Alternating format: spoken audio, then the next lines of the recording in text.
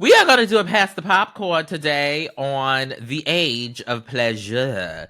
Janelle Monáe's new album is out. Okay, it marks what some are calling a new, more sexually liberated era for the artist also known as Cindy Mayweather. Okay, or Django Jane. Or the Okay, Arcandroid. or the Arcandroid. So we're going to talk about it because we both had thoughts, and as you mentioned, we were supposed to do it on another show, but we are going to do it here.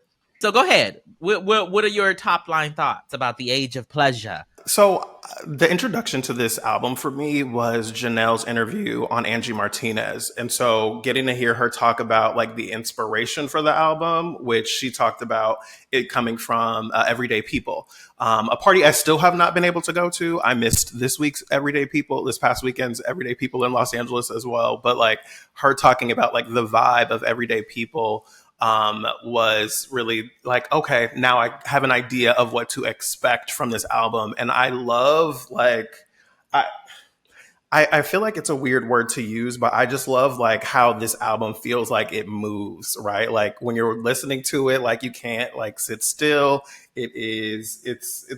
I thoroughly enjoy like the full vibe of the album.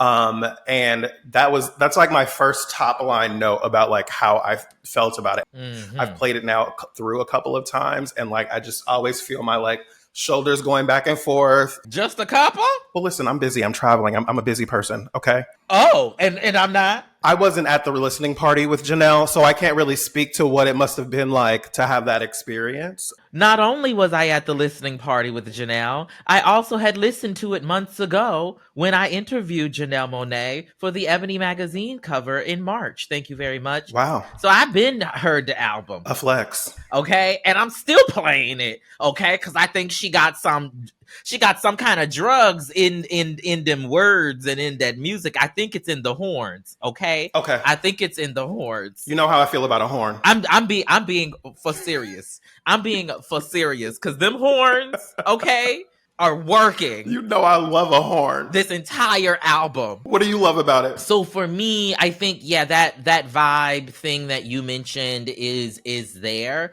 But for me, I find it to be so much in conversation with, you know, the things that I love about Renaissance, with the things that I love about Lil Nas X's album, with the things that I love about even just witnessing Grace Jones at WeHo Pride the other week. Like there's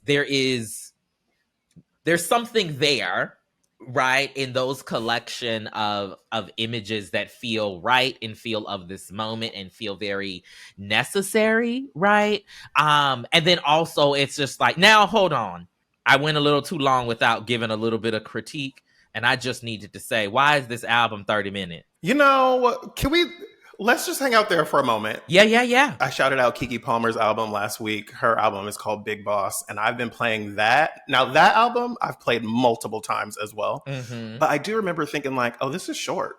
Like, this is a solid 30 minutes. And, you know, Janelle is giving us 14 tracks and 32 minutes. But this is kind of, we're talking about the age of pleasure, but we need to be talking about the age of you know, brevity, because like all of the songs these days, you know, if a song is more than a minute and a half, they've really invested at this point. And I miss the age where we were getting 9-minute songs. Right. And I love that type of bullshit. And I want to give me like the instrumental where I can just kind of hit to it for a few minutes, just right there at the end. You know what I mean? Yeah. Absolutely. Like that is one thing. That's probably the most frustrating thing for me about the album, is how short it is. Like, you know, but even in spite of that, right, I can hear the mixes already with Renaissance, right? I can hear the mixes already. Like, I need somebody to take one of the horn moments from Industry Baby, okay, and put it with the horn and the drumline moment from I forget which song it is on this album, but like I need somebody to do that for me specifically, right? What are your favorite? Do you have favorite tracks, standout tracks? I can tell you who I was most excited to see on this album, and I feel like this person does not get enough love. I would say it has to be Doechii. Like, I am such a Doechii fan. Period. Anything that Doechii does, I want to be a part of. I want to see it. I want to hear it. I want to watch it. I want to be there for it. And so I was like, before I even heard the song, I was looking at the features and I was like, oh shit, it's a Doechii song? I'm in. Period. Absolutely. That's called Phenomenal. That's the one called Phenomenal. That might be my favorite track on the album. Because when I heard it, months ago, it didn't have the feature. None. No, I'm just saying. Okay, hold on. Don't keep doing this. When I heard it, what was it? 2019 when I heard the album before she recorded it. I just whatever. Don't keep carrying on. When the version I listened to in Janelle Monáe's Hollywood Hills home studio. You know what? I'm done. No. Cut it out. Don't do it. But seriously though, for that interview, when I listened to it, it didn't have the features. The only song that had the features was Float, because we knew that was already the single, that was out from the album, but none of the other tracks in the version that I listened to had features. And so then to see, or I should say hear, these features as I was listening to it when it came out, I was like, absolutely. You got Nia Long on here doing some spoken word. Absolutely. Age of Pleasure.